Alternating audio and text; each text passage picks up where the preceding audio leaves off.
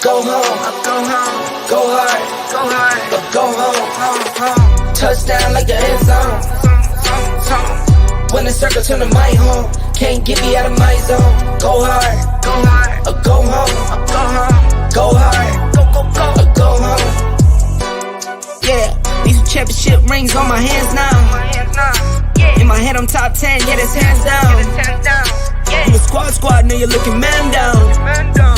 Funny how foes turn to friends now. Drive a race car like a Atari now. Call filling up, I need product again. Treat the business like a playground, might slide on you. Don't even want my phone. Do a backflip, cause I'm mad rich. I'm the definition of what that is. Go hard, go home, go hard, go home, go hard, go hard, go hard, go home. Touchdown like the end zone. When the circle turn to my home, can't get me out of my zone. Go hard, go home. What is up? 95 hours away from the college football Sugar Bowl with my guy Tim Wayne. Tim, how you doing tonight, man? Man, I'm feeling good. I'm feeling optimistic. I'm feeling all of the feels right now. You know what I'm saying? Like I'm feeling all of it right now. Yeah, you know, as the week goes on, and it kind of feels the same way as I felt, you know, going into the announcement of the college football playoff, right? Immediate reaction as like an Alabama beats Georgia, you know, as Florida State squeaks by, and as we could see a bad Louisville team as a freshman quarterback, third string quarterback, destined for 6 touchdowns last night. It's like a silent confidence going into Monday night's game. Of course, we'll get through all that. We'll talk about it. We've got a lot to say. We've got a lot to talk about. But again, this is the Longhorn Fan Battle Podcast brought to you by Fan Battle Sports. My name's your guy, Harish, aka the Uncle Gandhi, with my guy Tim Wayne. And we're really just gonna break this down. We're gonna talk about the Sugar Bowl preview. We're probably gonna talk about it a little bit differently from a different angle, probably than what most folks are talking about it from.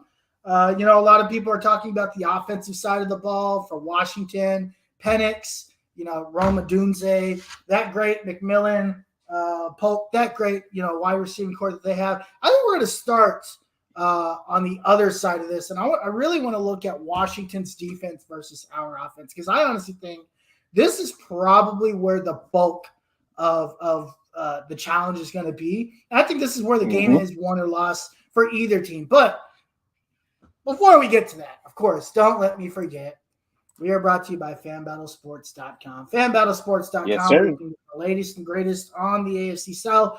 Go to the Colts, Texans, Mayo Eaton Titans, and the Jaguars with a generational talent quarterback that's not really a generational talent. Damn. FanBattleSports.com. Of course, we are on there as well. For those of you guys that don't know the history of FanBattleSports.com, Fan Battle Sports was started as a Facebook group with the AFC South Fan Battle Facebook group about 5 years ago at this point. It's kind of evolved. A group of us started a network a couple of years ago, built it with the AFC South team. So each of the teams on the AFC South have a podcast.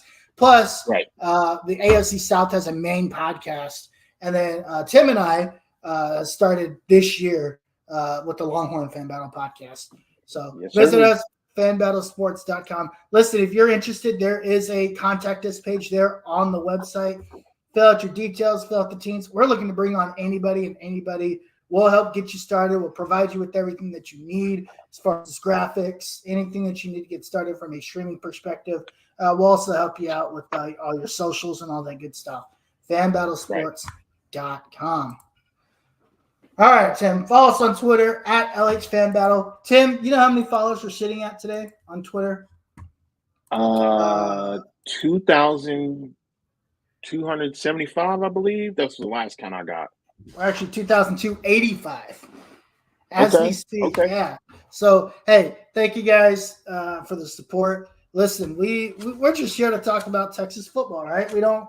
We talk about our little bros and little sisters. Of course, if you guys watched the Little Bro Bowl yesterday, ended up being a snooze fest because Aggies. Yeah, it was kind of boring. It was kind of a boring game because the Aggies started like their 8th-string quarterback. Oh, actually, they played they played the 3rd string. He got hurt on the first play. That was a brutal injury, by the way. So hopefully he gets better. We don't. Yeah. Even though they're a rival, we don't. We always. Injuries, because man, that for it to be on the first play and how bad of an injury it was, that's kind of wild. It just kind of happened as well, right? Because it just kind of goes up in the air and he falls on his arm. It was brutal. And then of course Ollie Gordon running into his lineman, because that's what Ollie Gordon does. Because Ollie Gordon's the most overrated running back in the nation. That was your Doak Walker Award winner. The guy that runs into his running backs is your Doak Walker Award. Yeah, that was a little weird. But I mean, it happens.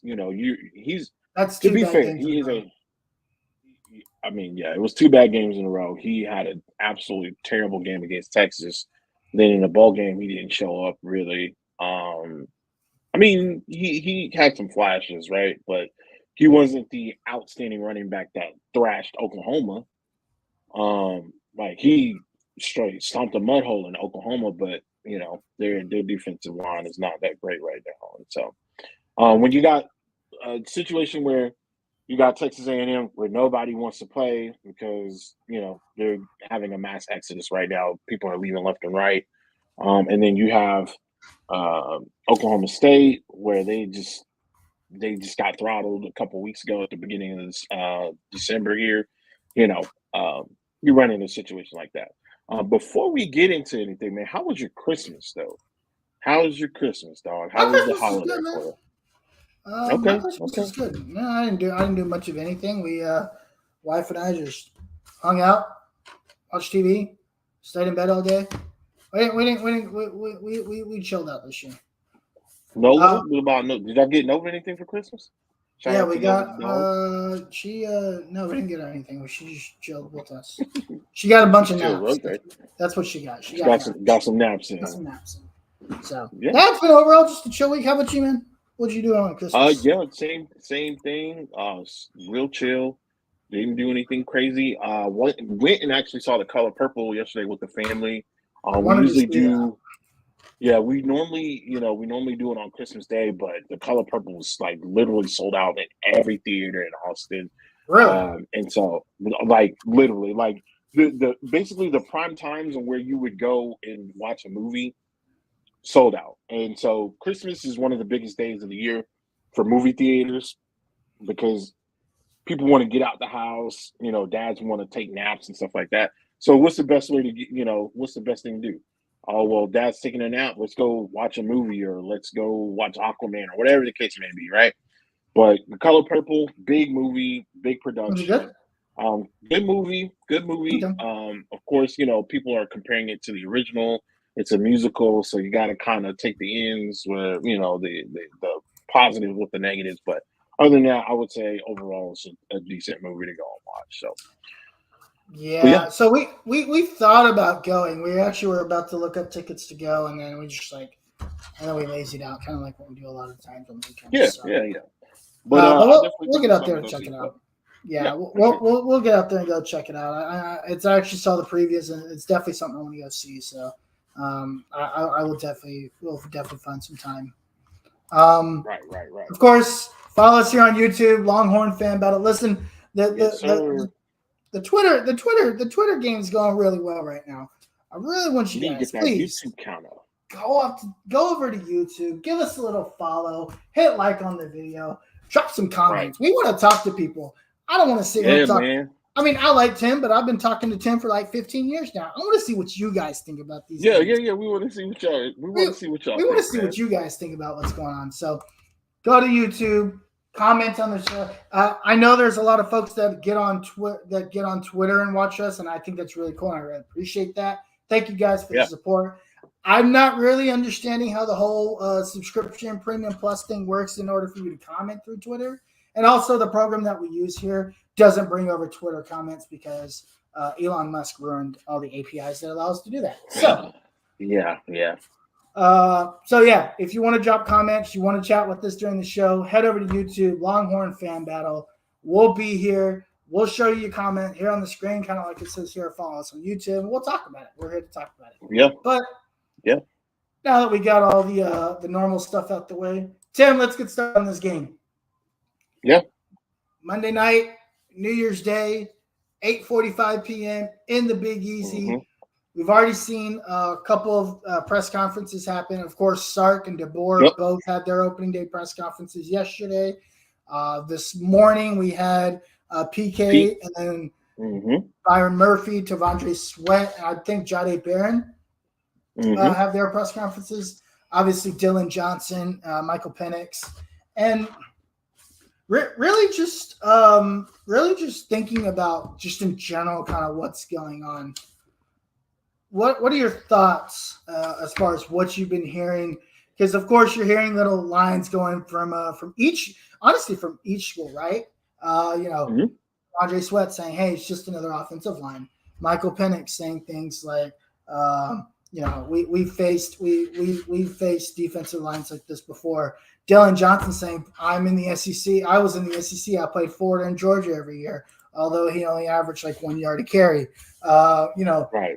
Just little things like this. And I don't think a lot of this stuff is to take hits at anybody, but I just think it's just like the demeanor of these teams. This is kind of how they speak. So what are your thoughts on some of this stuff? So from what I've seen and what I've been hearing, of course, there has been again a little bit of chatter, like you mentioned. I don't think there's been jabs like a Jalen Milroe to his former coach that is now with the Patriots. That was a jab, right? Yeah. But so there wasn't any headlines like that, right? To make it across the airwaves. I think I really think this kind of reminds me of a more talented Oklahoma squad. Mhm. I think a lot of the game is going to be based heavily on offensive and defensive games. I don't think this is going to be as high scoring as a lot of people think it's going to be. I think that there's a great situation where you could be in the 20s. Like we could, instead of being, this high flying game where we know what Washington can do. We've seen them put up the points. We've also seen Texas put up the points as well. Texas can put up points just as quick as Washington can. I think, with that being said, I really do think that the defense, with having time, and the defensive line being able to get healthy and get well rested, I think this is going to be one in the trenches. Now, to kind of piggyback off of that, there was some things that even Nick Saban mentioned earlier today. He had his weekly conversation with Pat McAfee on YouTube. Shout out to Pat McAfee. But there was some things that he mentioned that even that don't necessarily pertain to Alabama, but it pertains to all of the playoff teams and bowl teams that are going to be playing later on this week versus teams that they played their bowl game already. Their season's basically over. They don't have that gap between their conference game and their actual bowl game. Right. Texas, the playoff starts basically 28 days from that announcement, right? It's been 28 days basically almost. So there's a lot of things that need to happen again, right? You need to get acclimated to hitting people again. You need to get acclimated to making sure that you're taking the right angles. You need to get acclimated to making sure that you communicate with your defensive personnel, your offensive personnel correctly. There's another thing about making sure getting people that are nicked up, making sure that they get healthy. Xavier Worthy, he was basically out majority of the fourth quarter in that Big 12 championship game because he had an ankle. He came out an ankle injury. He came out in a boot. That was kind of scary. But then, I go downtown to celebrate the win, and I see him in Balenciaga runners. So he's, he wasn't too nicked up. He might have been bad. He could participate in the game, but he was also able to walk later on.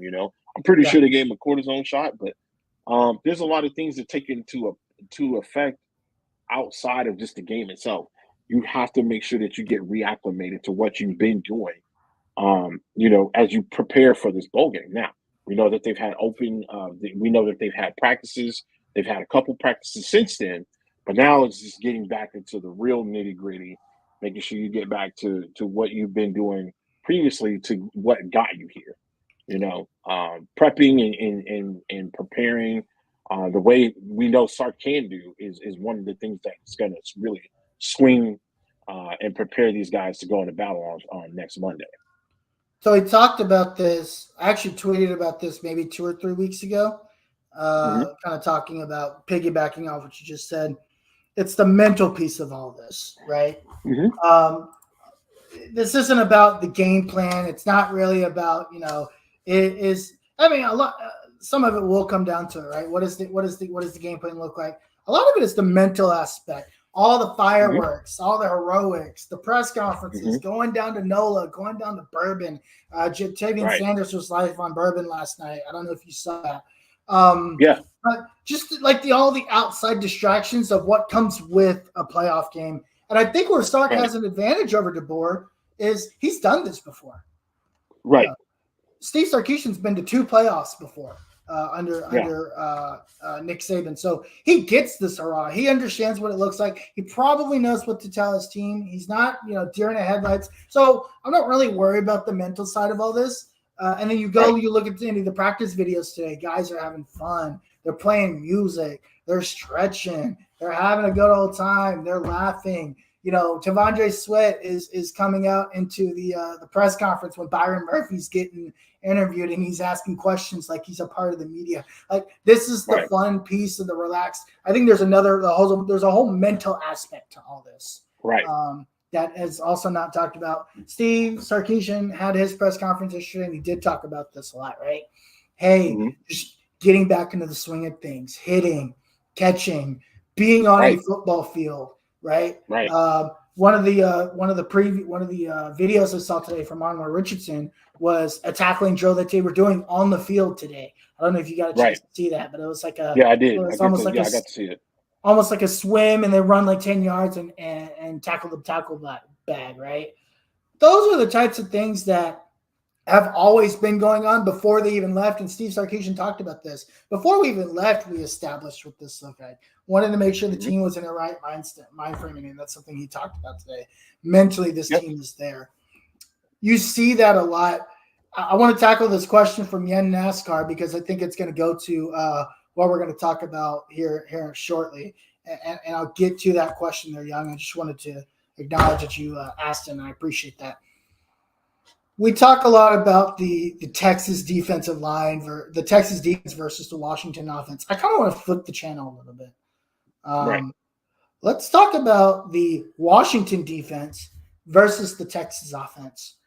This Washington team defensively is worse statistically than the Texas defense. Texas defense is an elite run defense. It is not very good pass defense from the numbers, right? But a lot of the stuff is the teams that they face, they've been so much far ahead of that the other teams had to throw the ball in order to catch up. Absolutely. Yeah. Right? And they haven't been able to run. Not one Big 12 team successfully ran the ball against Texas. Really not. I think it was up until Oklahoma. Texas had only allowed a total of 500 rushing yards all season. If you take away the 110 yards Dylan Gabriel lucked us out of, Texas is probably up under 600 yards or so of total rushing offense for an entire 13-game season, which is insane. Which is unprecedented, right? That hadn't been the situation for Texas for a very long time. Yeah. Let's talk to me a little bit about what you're seeing on the Washington side of this, their defense versus the Texas offense. Because when I look at it, outside of Braylon Trice, who played pretty well against Texas last year, right? He's been a disruptor. He's not a big sack guy. I think he only has like 5 sacks in the season. And then, of course, you have Manny Muhammad's cousin, who's their best DB on their end. What are some keys to this Texas's offense, and what do you see from the Washington defense that we should be aware of? Okay, so let's start with Washington. When we start with Washington from a defensive perspective is their linebackers, right? They have a really good, decent core of linebackers. I kind of went over some kind of tea leaves earlier this week and just kind of really rewatched the Oregon and the Oregon versus Washington game. One thing that stuck out really, that one thing that I noticed is that Washington's linebackers are they're beeline. You know, they get to it. They know when they see ball, they get ball, right? I would say that was one of their strengths. And we know that Oregon has always had decent offensive linemen, if not decent, very good offensive linemen, right? And so their run game is one of the best in the country. We do have to acknowledge that. We know for a fact that they can put the ball in the air, but they're also a very good running team. And so they were able to not necessarily neutralize it, but to slow it down, right? They were able to slow down Oregon's running attack, which was very impressive. And now, I think that's something to be commended on because again, like you said at the beginning of the show, there is a lot of attention on the offensive side of the ball for Washington, and not necessarily the defensive side. Well, one of the things that was a bright spot for Washington and what really got them to run is they was able to get Oregon out to a 3 and long. 37s, 35s, things like that. And of course, if you want to be in any different situation on third down, you want to be in a 3rd and short, right? third and 3, third and 2, third and 4. You don't want to be third and 5. You don't want to be third and 7. And there was quite a few times in that game where Oregon was third and 7, third and 5, third and 9. Situations like that. So I would say that one of the bright spots for Washington was their linebackers. Now, on the Texas offensive side, and we're going to get into X factors here in the next segment, though. It's just that, if you may have great linebackers that can beeline and get to the ball and shut the offense down, and we know that Texas has leaned more on the run this year than they had in previous years. Now, Texas is at 52% currently.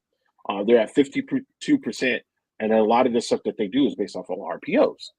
That was one of the things that we definitely know about is that Texas is going to, when they put the ball out there, or when they're in their spread set, whether it be empty 5 wide, whatever, they're going to get the ball.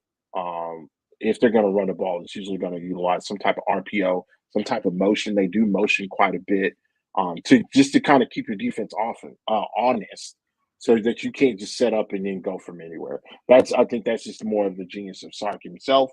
Also, from a standpoint of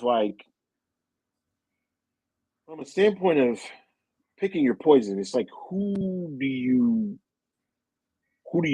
you choose from a defensive perspective when it comes to Texas? We know what the wide receivers are going to do. We know that Xavier Worthy is going to take the top off. We know that Jatavian Sanders is basically a de facto wide receiver. He can do both. He can maul you in the run game. He can get in between the numbers.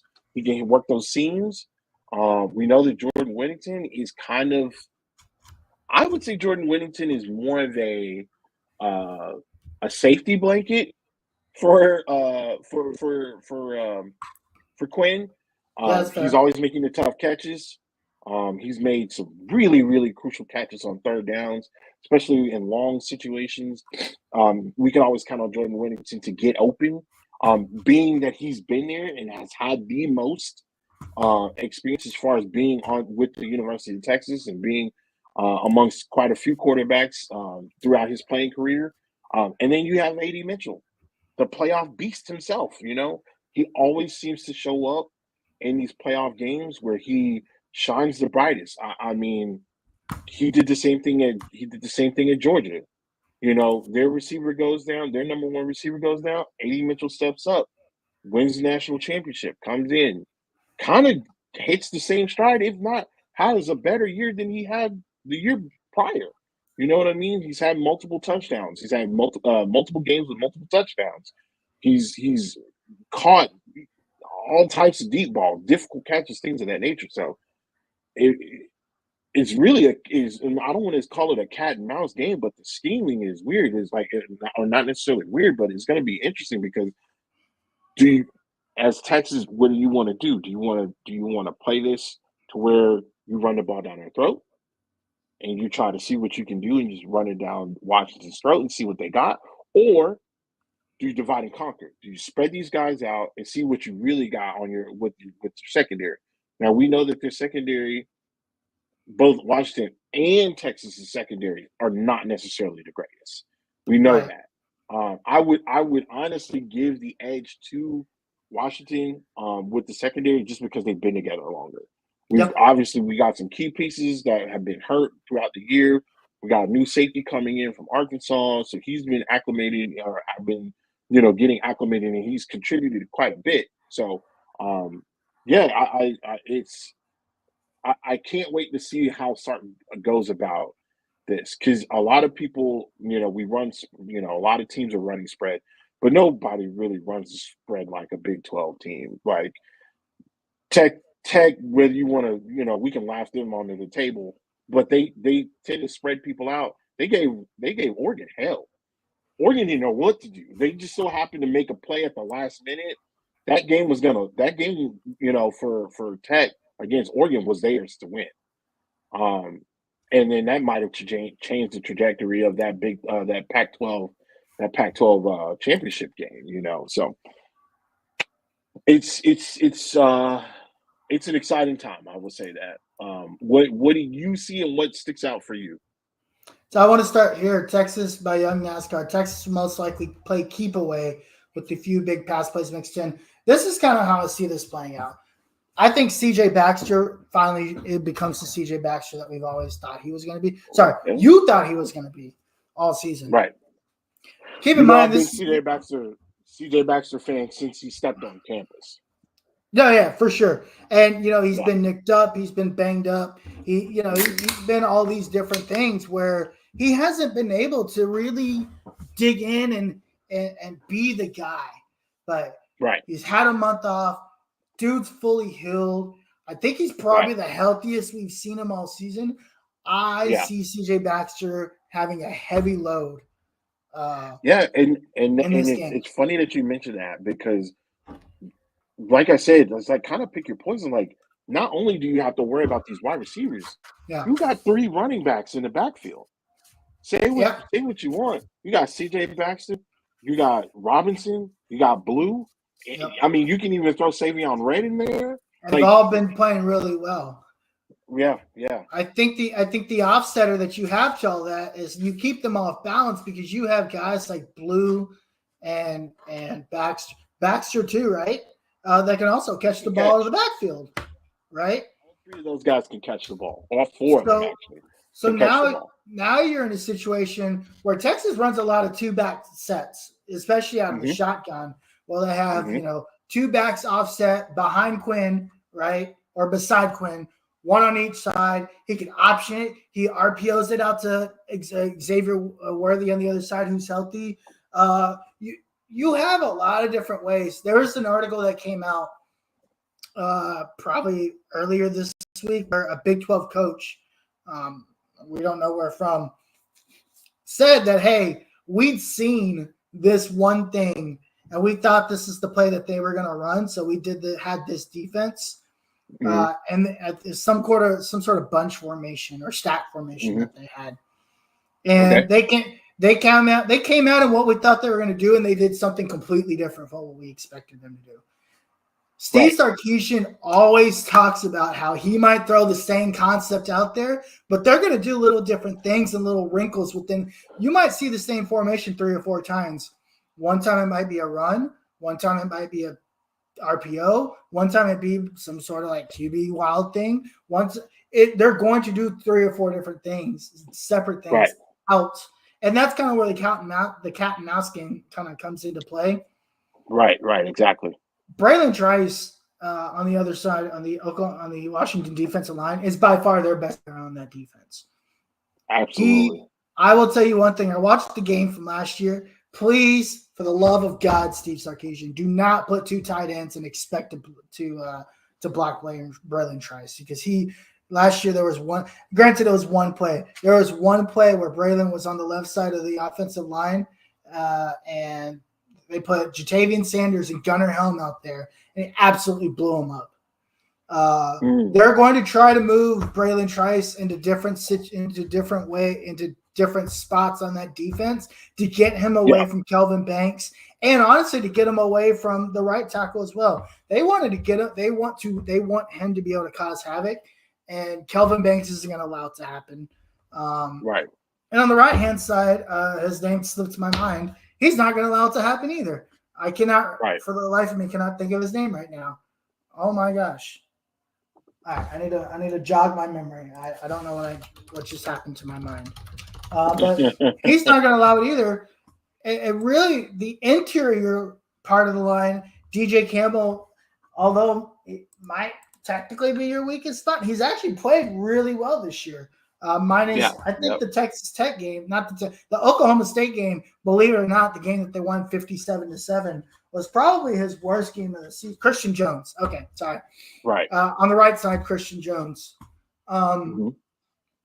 So, I think the way to attack this defense is you're going to have to stay balanced, stay on target. And listen, Quinn Ewers had 369 yards against this Washington offense last year. Granted, they were at 28-10. They had to come back. They came back, right? Right. People forget in the midst of that game and throughout that game, Xavier Worthy dropped 2 absolute dots, gems, Mhm. dimes, whatever you want to call it. He dropped one in Lean. the end zone. He dropped 2. They were both pick sixes. One was like an 80-yard bomb right in the breadbasket. Yeah. Quinn could have easily had 500 yards against this Washington defense last year. Expected a healthy Xavier Worthy, no broken hand. He's going to get behind this secondary at some point, and he's going to make them pay. And you know what? If he doesn't, now you have AD Mitch on the other side that can. Yeah, I mean, and then we again, with the RPOs and the way that Texas runs the RPO, like you said, there's going to be formations that Washington's going to look at. They may looked at film and say, "Oh, this is this play. We know we got it." Something could happen to where Jatavian slips out. Yeah. He runs a post route. He runs a seam route. He gets behind the linebackers, right? And again, it's Jatavian Sanders is big enough to where you don't really have super big safeties. We used to see them, but there's not too many Cam Chancellors walking around, right?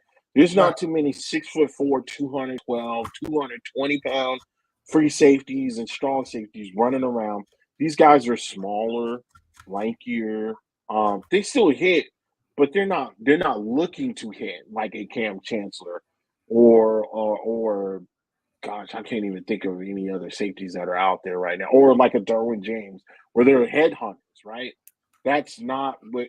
There's not a lot of headhunters in general in today's football. Right? Game. Yeah. There's not a lot in today's game in general. So if you can get a point across to where you can get Jatavian behind those linebackers, where they're able to go ahead and get the ball over the linebackers, get it past that secondary, in the middle of the field. Bro, seeing your ass through that defense. Throw JT Sanders on seams all day down the middle. It will be open. I promise you. Those seams will be open because there's going to be so much worry about the wide receivers. You can hit JT on the seam. JT in the Alabama game, that possession right after Alabama scores, JT has that big long run. He's actually not in the seam on that run. He's on the outside catching a screen pass, and he takes it.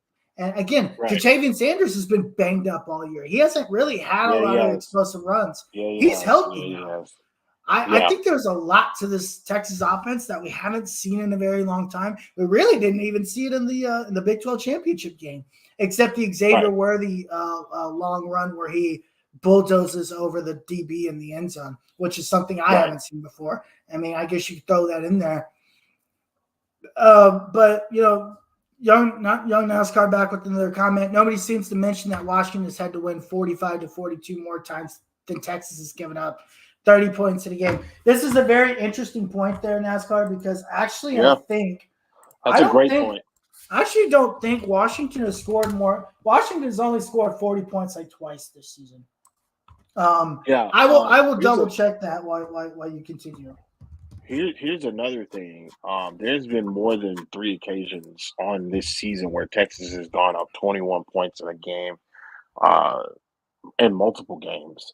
Yeah. And that kind of gets to where you basically make your teams one-dimensional, right? We talk about what happened at the University of Houston. Texas goes up 21 points in a quarter, right? So you eventually let Quinn gets nicked up.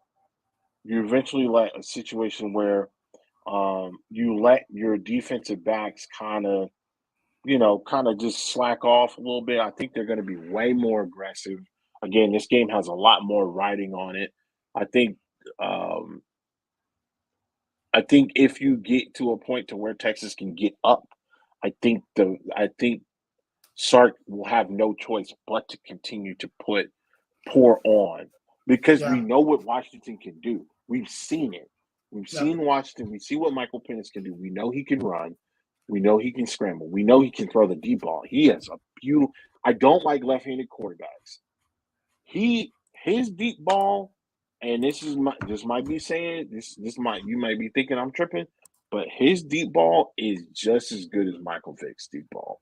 It's really I mean nice. that He can actually put throws a that. great deep ball. You know what he doesn't do well, though? He doesn't throw the ball well against the blitz at all. Well, that's the thing. Well, so okay. So here's the thing. There's another thing about that. Speaking of blitzes, when it comes to Washington, they don't really give up sacks. They're second in the Correct. nation on sacks, right? Correct. They give up 2% of all of their 2% of their entire, like, their regular season. 2% of the time they're giving up sacks. That's very very little. So they're not really giving Michael Penix. Defensive lines are not giving Michael Penix hell, but also Michael Penix is also getting the ball out very quickly. He is So getting that the makes ball out. he gets the ball out really quick. So He- I don't know if he's actually reading the entire field. Yeah. I don't know because I haven't watched enough games to be like, okay, he's getting this ball out after one or two reads, or if he's just getting the ball out because they ran his offense so well for the majority of the year. And we've seen Penix struggle. We've also seen Quinn struggle. But we've seen Penix struggle against teams that he shouldn't have, just like we've seen Quinn struggle against teams that he shouldn't have. So it is kind of up in the air, man. I definitely think if that defensive line can disrupt Michael Penix, and a lot of the times if you're not able to get to the ball carrier, the best thing you can do is put your hands up. Yeah. Oh my God.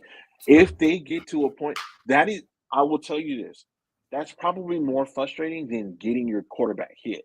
When your quarterback can't make the pass because he's too busy trying to look up in the air to make sure that he doesn't throw an interception because the ball's been batted in the air. Yep. If the ball gets batted in the air, you got free reign on that quarterback, especially if he tries to go for it. You can pop him. Now, I'm not saying drive him into the ground. We're not saying do nothing other than that. But like once that ball goes in the air, that ball is live for everybody. Right. So you don't want you don't want to give Penix the opportunity to get in the type of rhythms that we have seen him get in. That Oregon game, my man really could do whatever he wanted in that game. Because there was no pressure on him. Here's the thing. There's two things. As we flip over to the defensive side of the ball, obviously talking about the Texas defense versus the Washington offense. I mean, listen, I don't think we're going to sack Penix a lot. We might not even get one. We may get one coverage sack, right? Right. I'm not counting on that.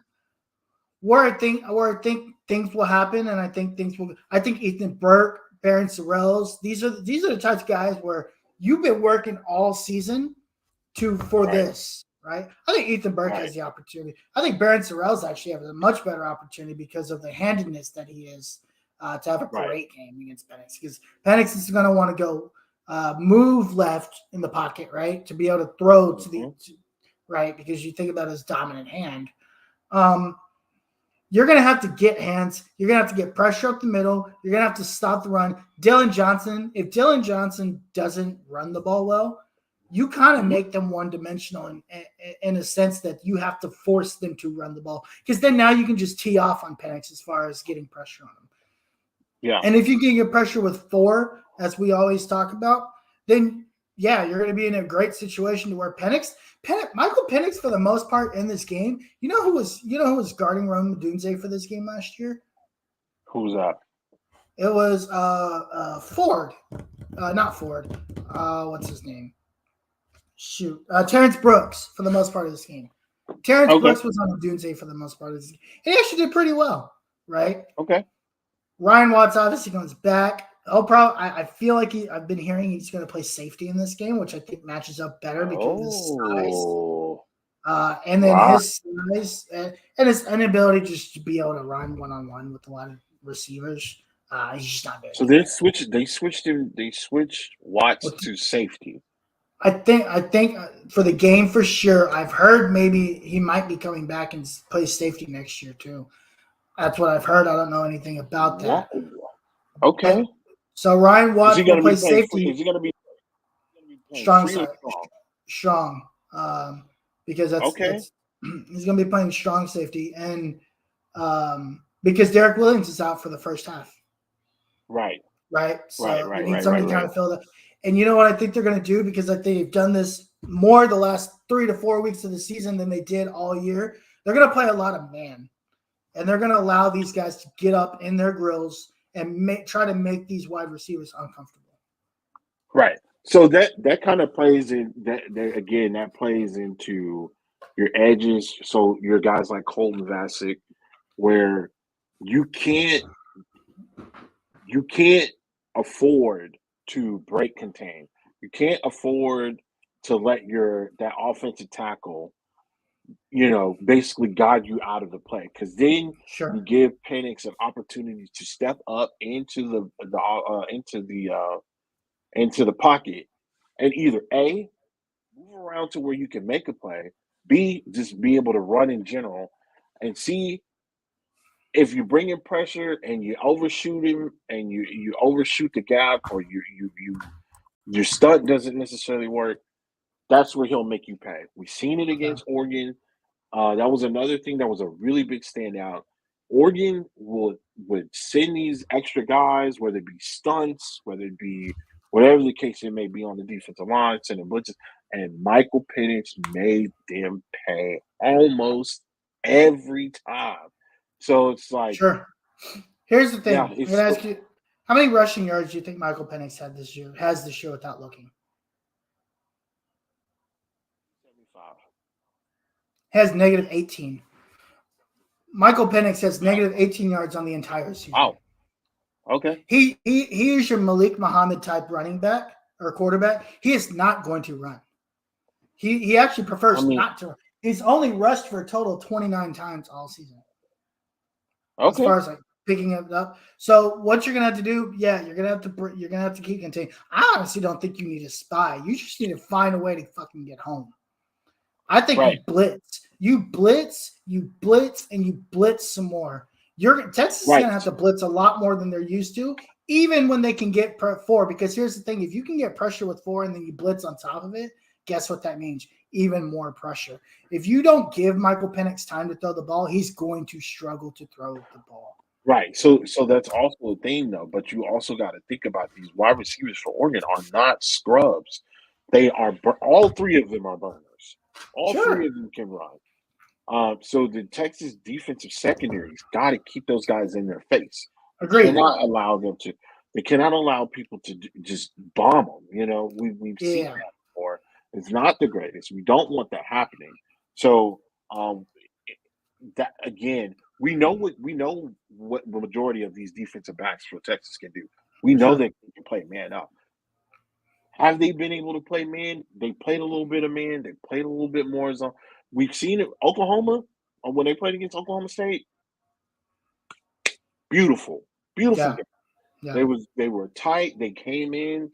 They got up on these receivers. They did everything that they possibly could to keep these receivers from getting behind them, and it worked out beautifully. But again, I definitely think Washington is light years ahead of Oklahoma State as far as from offensive production. So you can't let these guys get behind you, because what we don't want to see is seeing somebody get beat deep. Now, you putting Watts back there. If Watts gets back there and he has this interception, you can't take him out. Oh, no. I agree. I understand from a perspective like, hey, you're talking about after the first half? After the first, I think it gives you more versatility, though, right? Here's the thing: it gives you more versatility because he's taller. If Michael Penix is out here throwing bombs, and old boy is out here getting like pass breakups, or he's hitting folks, you can't remove him because Watts he's 6'4". He's 6'4", but Derek Williams is faster, and he's got the length to be able to stay up on those guys. But a lot of your faster guys, okay, free safeties and strong safeties, they're back there for a reason. Mm-hmm. They're back there for the reason because they're not as fast as a lot of these defensive backs. Now, don't get me wrong. There are some that can absolutely fly, but we don't see them often. I often think about cornerback or defensive backs that can just like really get out there and fly. I think about Jabril Peppers. I think about Tyrann Mathieu. I think about Derwin James. If you want to go back even further, like Taylor Mays and Ed Reed, those guys are like in these elite statuses, right? You don't really see these just headhunters and these speed demons at free safety and safety. None that I've seen this year. So again, if Ryan Watts is back there and he's on a path and a trajectory where he's actually able to do some work, I don't think you pull him. I just don't. Real quick to answer nobody's young NASCAR. Washington scored over 40 points twice to win a game. They had to score 42 on They had to score 52 on USC, 4 lost USC, and then they needed 42 to beat Stanford. Texas is only given as I don't think Texas has never given up over 30 points this season. They've given up 30 twice all year. So it's actually a really good point. Texas's defense might give up a lot of yards. They don't give up a lot of points. It's the best third down defense in the country. It is the best third down defense in the country. And we know what they can do in the red zone. We know what happens when the push comes to shove. And I don't necessarily know what happened from year to year, but when they get backed up into that red zone, it is tough for people to score. We've seen so many turnovers, and with Texas being backed up in the red zone, we've seen them stop numerous teams that are going for it on 4th and 1, 4th and goal, 4th and 5, things of that nature.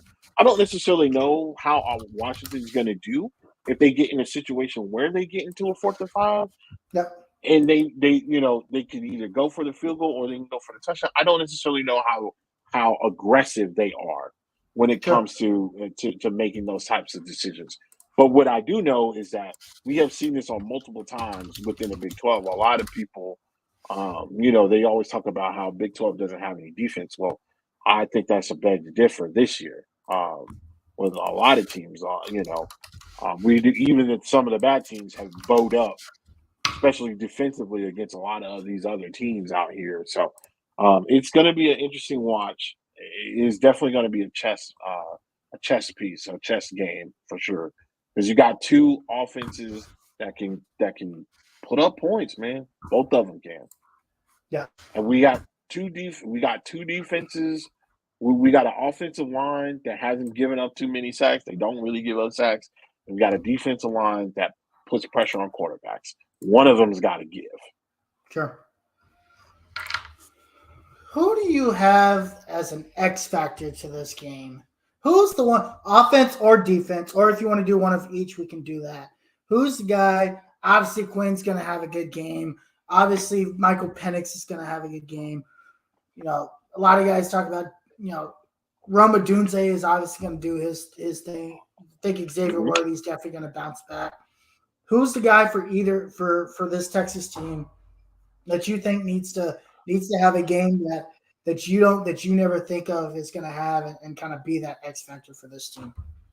I mentioned them already. I mentioned both guys already. We want to go offense and defense. I will say, offensively, it's Jordan Whittington, hands down. Jordan Whittington, to me, and again, I don't necessarily know who's the team captain. I would say probably Quinn is the team captain.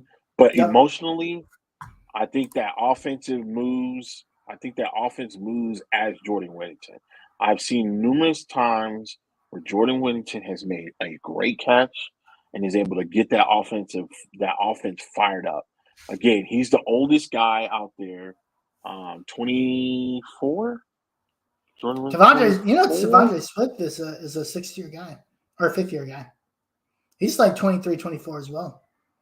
Okay. That's why he's going to manhandle that 18-year-old freshman center. No, they're gonna have a long day for sure. Washington's definitely gonna have a long day on that offensive line. But when I think about people that just kind of stand out, to me on offense is Jordan Whittington. On defense, believe it or not, it's gonna be Cole Vasson.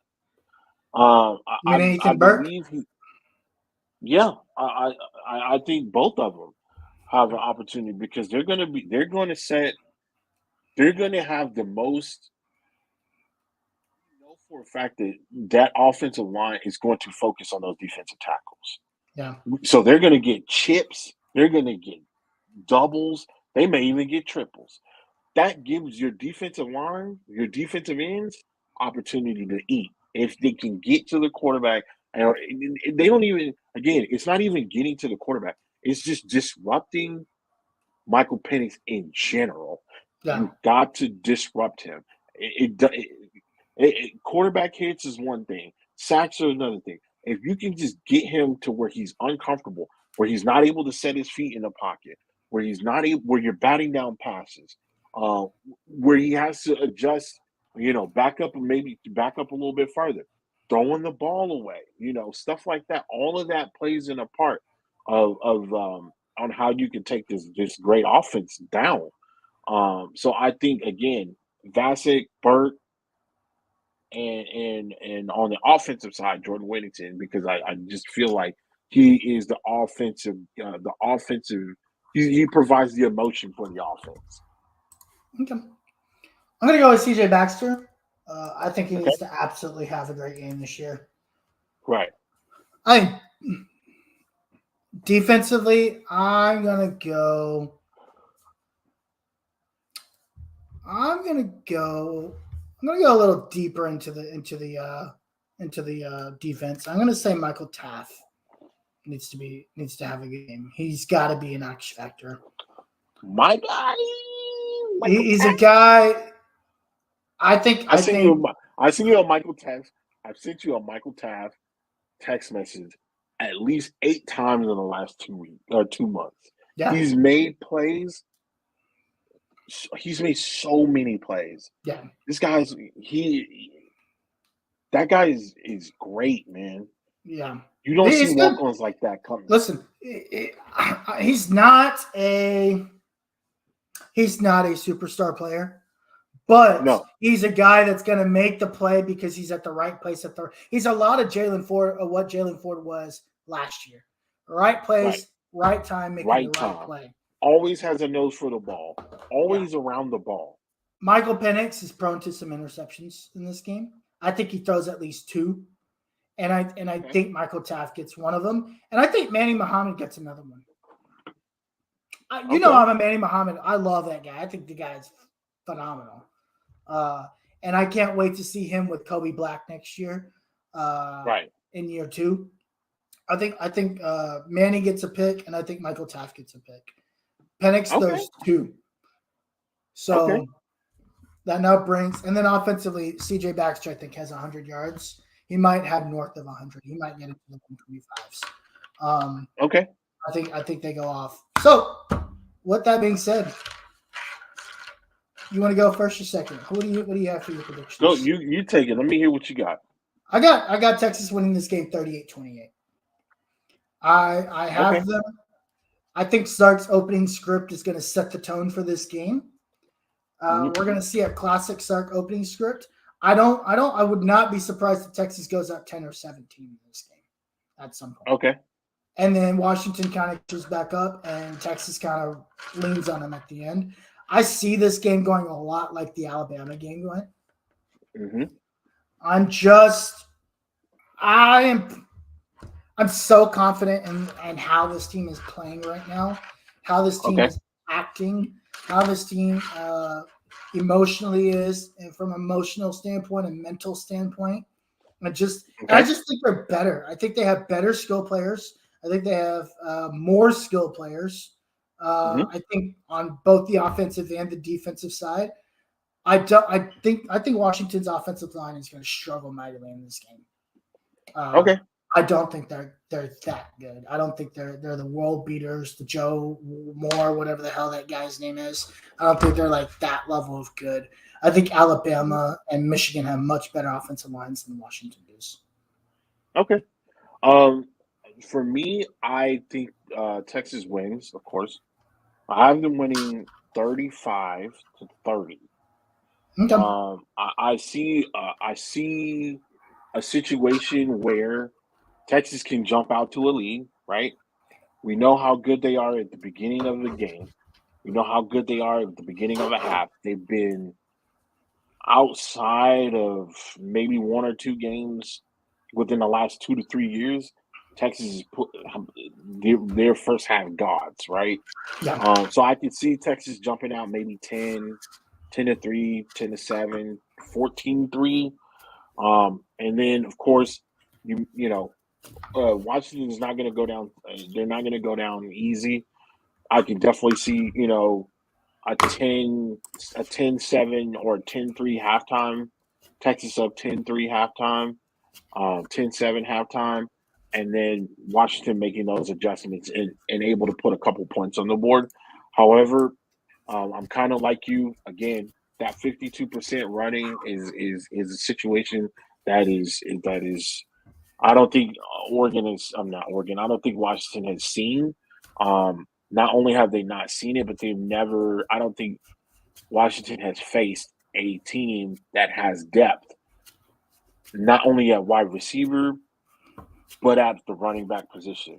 And when you have that type of situation where you can get screens, you can get, your RPOs get to working, things of that nature, I definitely think it would make Washington have a long day. Now, they are playing in a controlled situation, but they are here in the South. And it is going to be significantly warmer. I know it's an indoor situation, but there's still Washington is normally cold from the end of August to July or June of next year.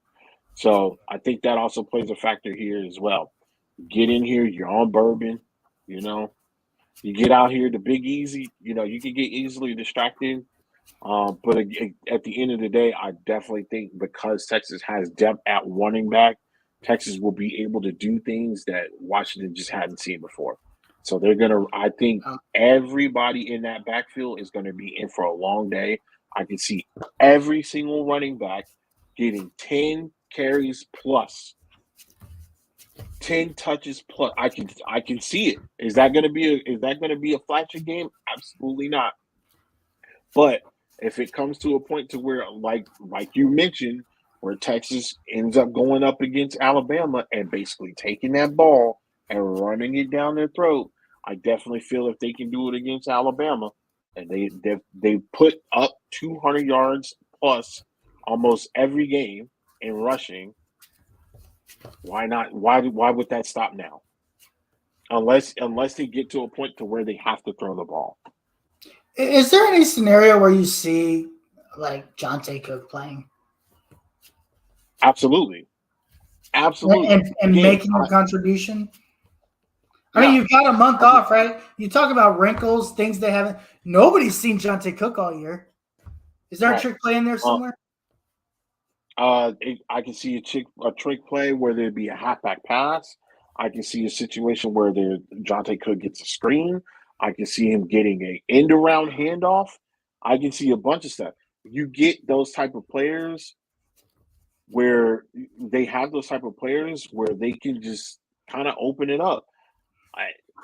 Don't be surprised if you see Keelan Robinson, and Johnny Blue, Jalen Blue get these long gashes. Like they may have seven rushes for 68 yards at the end of the half because they've done it all year and nobody's really prepped for them. It's like, again, you've had to deal with Brooks and Baxter, but now Brooks is not there, so he's not the focal point. So now Sark has made it a point to get all of them involved, and when you get all of them involved, you can't prepare for every single one of those guys.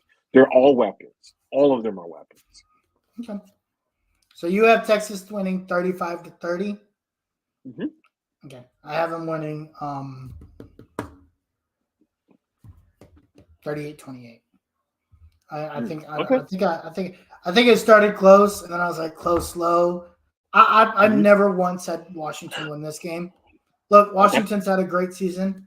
I don't care what anybody tells you. They remind me a lot of last year's TCU games and the way that they've won games. Mm-hmm. If you can get had by 1-7 Arizona State, then Texas isn't the team for you.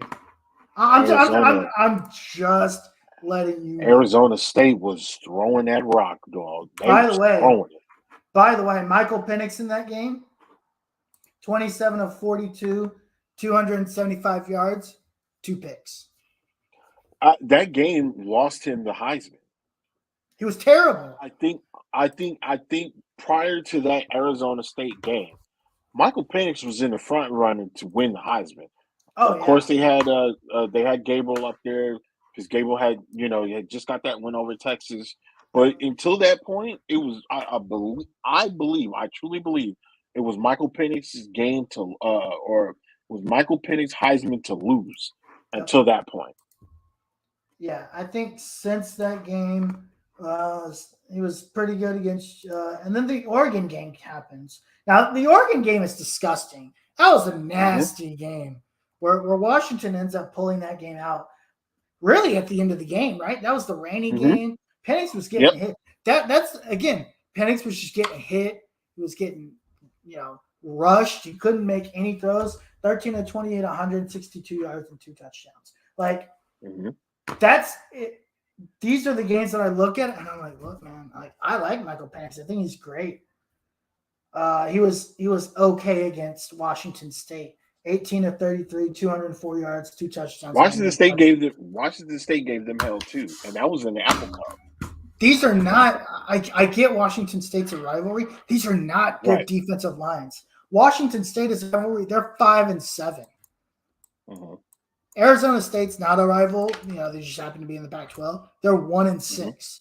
These are not very good defensive lines. You cannot sit there and convince me that this was the best offensive line in football just because they only gave up 4 sacks all year because their quarterback knows how to get rid of the ball. Michael Penix is going to experience a defensive line he has not seen all year, and I'm just ready, I agree. Ready admitted it. I'm just ready to admit it. I don't think this Washington offensive line is very good at all. I just think they just played weaker competition. There you go. I think Michigan has the best offensive line in the college football playoff. I think Michigan and maybe Texas. I think Texas and Alabama are probably 1 and 2. I actually think Washington might have the worst offensive line of the 4. And it's just because if you compare the 4, how big the other 3 offensive lines are and how little Washington's is, it's they're going to try to play the pretty game and try to get Michael Penix the ball out ASAP. He struggled against a weaker defensive line in Texas last year. This defensive line was hot garbage last year. Remember last year I wanted to get rid of Byron Murphy. You remember this? Yeah, I know. Yeah, Byron Murphy to be gone. Yeah, and that dude is now statistically the best defensive tackle in the nation. Right. Tavon Destrett's the first defensive tackle to win the Outland Trophy in how many years?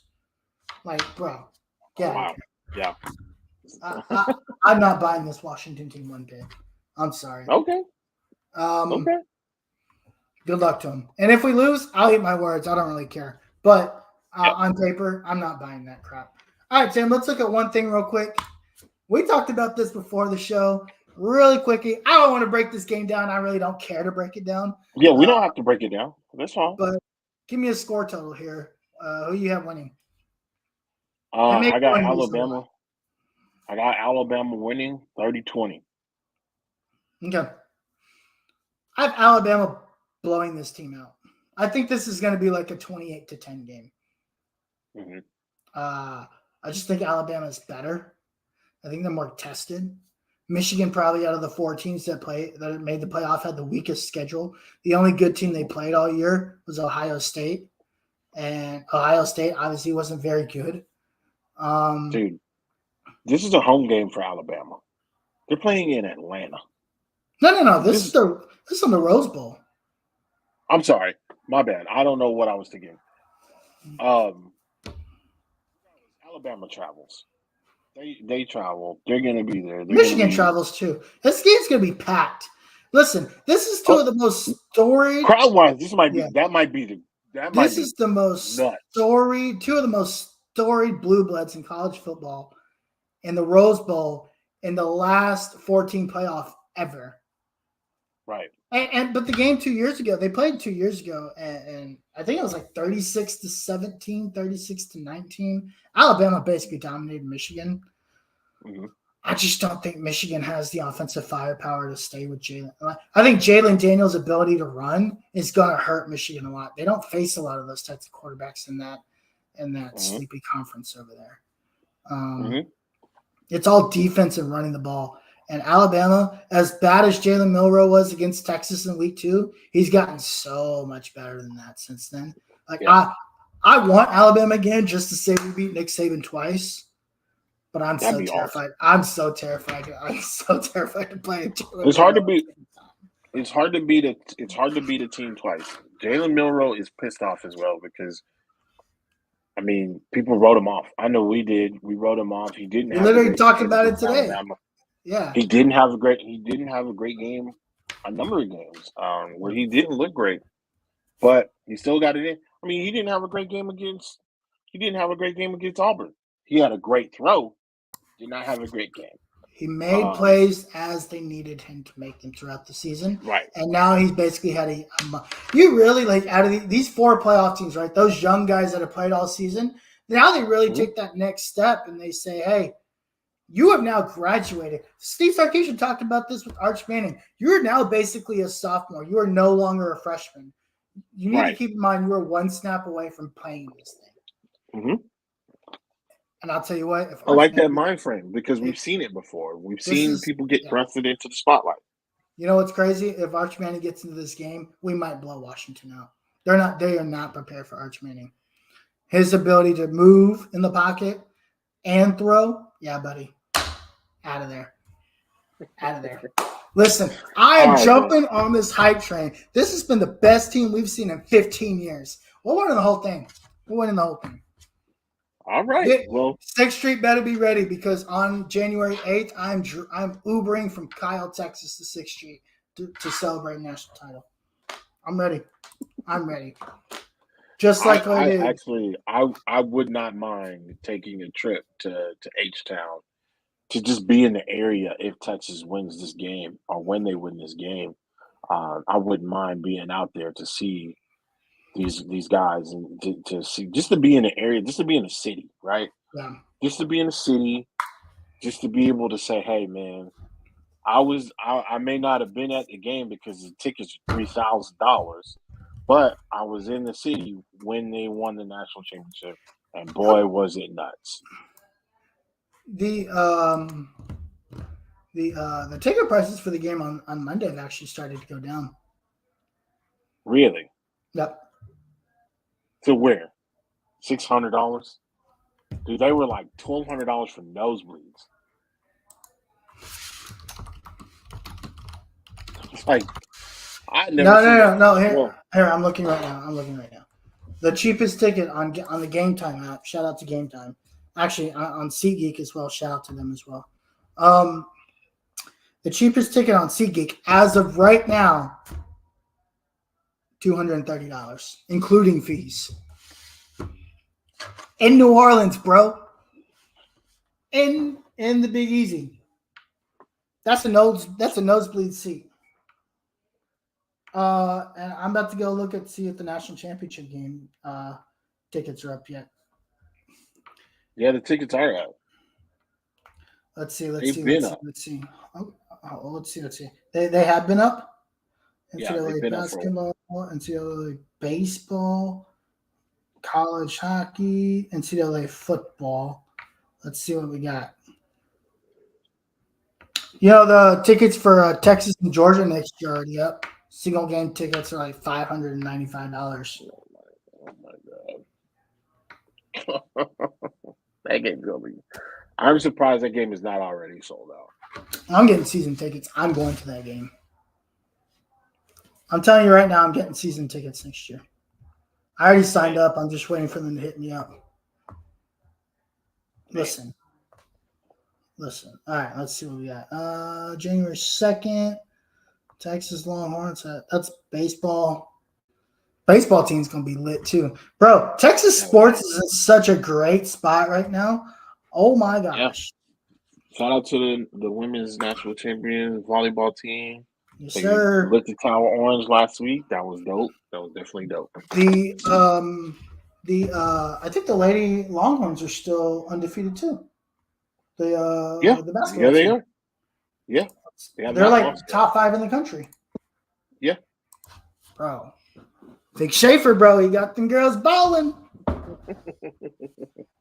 All righty, Tim. Well, let's get out of here. Before we get out of here, where can the people find you? You can find me at Twitter as the ticker goes by. You can see my name there at Tim Lane. Let's talk sports. Hit me up. Let's chat, man. All right, you know Uncle Gandhi everywhere, and of course, find me at Longhorn Fan Battle. Tim, we go back and forth on who's on that account. I'm on that more than Tim is. Tim likes posts the fancy stuff, and he posts all the cool graphics and stuff. I don't care about that. Listen, I'm there to talk shit. I'm there to be delusional. I am there to live the Fan Battle name. Dude, so I want to post so much on there, but it's so. By the time I wake up, and I wake, me and you, we both wake up early, or you stay up late. I wake up early. I was about to say I don't wake up early. I was up at 11 o'clock today. I woke up at 5:45, 6 o'clock. Go to use the restroom. I come back. I'm laying down. I'm about to watch myself watching YouTube. Right, start off the morning. I look down at my notifications. There's like 65 notifications already. So I know you're up going back and forth with people and having conversations with people. So yes, if I do throw my little trash talking out there. I don't do it as much as Sharish, but I do throw my little trash talk out there every now and then. I posted a picture about Florida State not making it to the national champion. Somebody did some AI art about the college football playoff, and that's what the AI art came up with. Nobody created that. They had Texas, Michigan. Oh yeah! Wait, that was AI art. Yeah, that was AI art. So they were all like laughing at Florida State for not getting into the playoff. That was all generated through AI. I just don't understand the AI art thing, man. It just does not work well for me. It's a weird concept, man. You have to be very you can't be specific at all. No, you can't be specific because if you say specific things, it'll say, I can't do that. Well, it depends on what you use. So I use Bing. I don't know if there's others out there, but I use Bing. Oh, there's Bard. There's, of course, ChatGPT. You can create art with ChatGPT. Can you really? Oh man, I'm about to go ahead. Yeah, there's even a new art. There's even a new. Let's see. I guess Twitter AI. Of course, you got to pay for it. Grok. Yeah, we have it. Okay, so you use Grok? Have you used it yet? No, I haven't. I just saw. Actually, no. We have to upgrade to Premium Plus. Right. So there's a couple of things out there. But yeah. This is I'm hoping next week we come back and we're elated. If you see us early, we're definitely elated. If you see us same time, I want to say probably. Yeah, we'll see. I'm contemplating. I got a good feeling. I got a good feeling that we're gonna be all right. I really do. It was kind of up in the air. Horns down. West Virginia Mountains. West Virginia Mountains. Horns down. Thanks, man. Horns down. That's cool. I definitely just saw a clip. I definitely saw a clip, West Virginia Mountains, of one of the delicacies in West Virginia is mayo-covered nachos. So you can suck one, no disrespect, but suck one because y'all are sitting up there putting mayonnaise on your freaking nachos. That we don't do that here. You ruin Oh. nachos by putting mayo on your nachos, bro. So Hold you on, can't come in hold here on a with the second. horns. Hold on. What? West Virginia Mountains, my guy. Y'all put mayo on your nachos? We had nachos for dinner, by the way. They were excellent. I bet.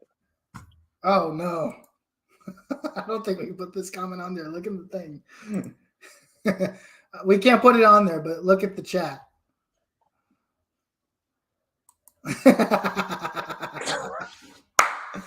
West Mayo Nachos. You know what? Mountains. Hey, listen. Let me tell you something, West V Mountains. I am a fan of yours. I like you.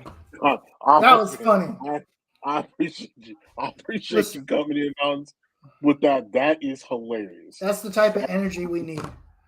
Listen, That we're is too new to take those kind of risks and put that in this chat out there. But thank you for posting that. That was hilarious. Listen. That is what Fan Battle is all about. This is what Riding it for is. your riding for your team, dog. Coming in, riding for your team. It don't matter if you're having a good year. Don't matter if you're having a bad year. That's what Fan Battle Sports is all about. That is what Harish has introduced to me. So we do appreciate you getting in there and and taking up for your team. I definitely understand where you're coming from. We've had some bad years. I mean, it's all good, baby. It's all good.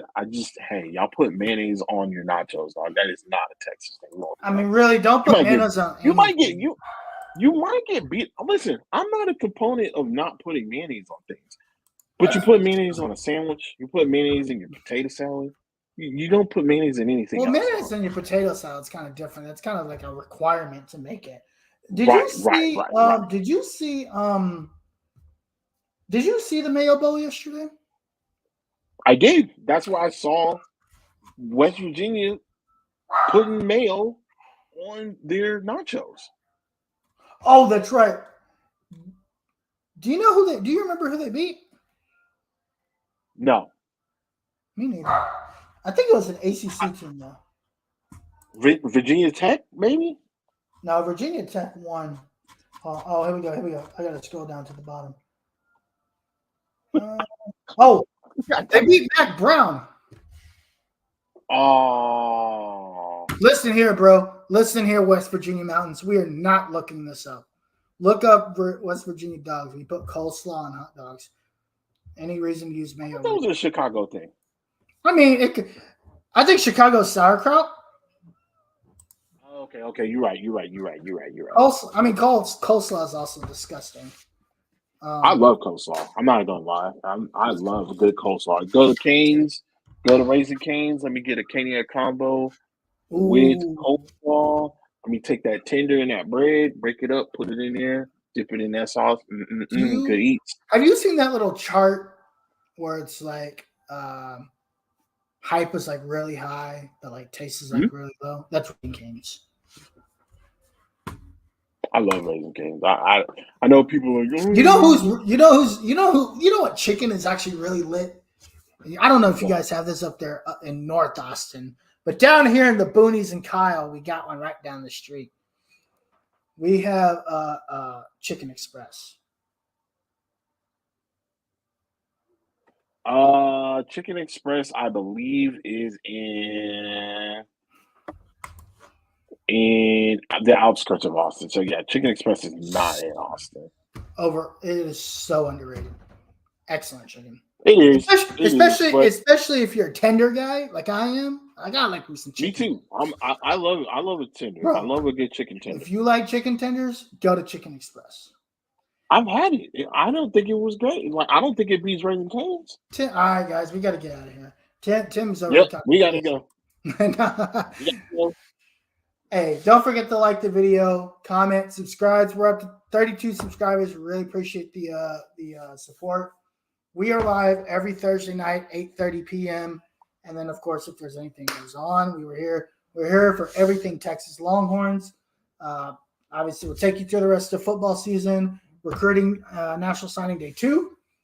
And then we'll dive right into basketball. We're in our Big 12 play is about to get started here. I believe next week Texas plays their first Big 12 matchup. They've got one more game here heading into the break, but I believe they start the Big 12 schedule here fairly soon, if I'm not mistaken. I'm just pulling it up. Yeah, I would say within the next week or so there'll be Big 12 action play. Yeah. We'll also be covering. Just so you guys know, we'll be covering. We'll be covering. I believe they play Texas Tech first, right? Yeah. Tech? So they got UNC Greensboro tomorrow. So don't forget to check that out. 1 p.m. on Cockamamie Longhorn Network. God, I cannot wait till long. When does Longhorn Network expire? I hate that network so much. I don't know when it expires. I just hope to see a lot more content on it now that they're moving to the SEC. Oh, it's just gonna all melt into the SEC network. Mm-hmm. The Longhorn Network's going away, and Texas just falls into the SEC network. Oh, okay. Well, yeah, that'll be interesting. But the warm-up game, you get UNC Greensboro tomorrow, UT Arlington on Monday afternoon. So get that, and then you get Tech next Friday. Yeah.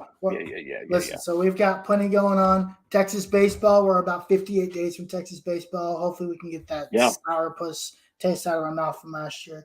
Lots of Longhorn content coming out. We'll be live here for it. And, we also want to cover the guys that are going into the draft and stuff like that. See where they go. See where they might end up. I'll definitely be checking out pro days. I'll definitely be checking out combine, stuff like that when that rolls off. We've got a lot to cover. We got to track a lot of our Longhorns as we get into the first half of the new year. There's a lot of stuff to cover. Again, like you said, Harish, you got the National Signing Day too. Definitely, they're still very much on the prowl for quite a few kids that haven't committed yet. Kids that have committed, we always talk about flipness and how that is. So we'll be definitely covering all of that here in this future. I am trying to go to I want to try to see if we can go to the Senior Bowl. Not the Senior Bowl, which is in Mobile, but the East-West Shrine game that's in Orlando. Mm-hmm. I think that's in like February, March time frame. Okay. I'm gonna try to see if I can figure out a way to get up there. That's gonna be so maybe we'll be able to cover some. That's in Orlando, right? Yeah, I think it's the East-West Shrine game is what they call it. East-West Shrine game. Yeah. So that's like the other piece to it's like the Senior Bowl, right? Right. So that's the one that's in Orlando. So I don't think I can get out there for that. That's a little too soon. But if I could, that'd be really. Oh no, that's East-West Shrine games in Frisco. San Francisco or Frisco, Texas? Yeah, right down the street. Right down the street. That may be something we can take a little road trip down. Shoot on down there. Shoot on down to Texas, down to Dallas, down to Frisco, go see Jera. He'll probably be out of the playoffs by then. We can go see how he's doing. All right, man. Go ahead and kill this part. All righty, guys. We will see you guys next week. Hopefully we'll be in the national championship. We'll have a lot to cover. But if not, we'll still have a lot to cover as we get ready for the offseason and headed into the SEC. But until then, between now and then, my name's Harish. That's your boy, Uncle Gandhi. That's my boy, Tim Wayne. Yeah. We got to do that. Yeah. Peace out. Go home. Touchdown like the end zone. When the circle turn to my home.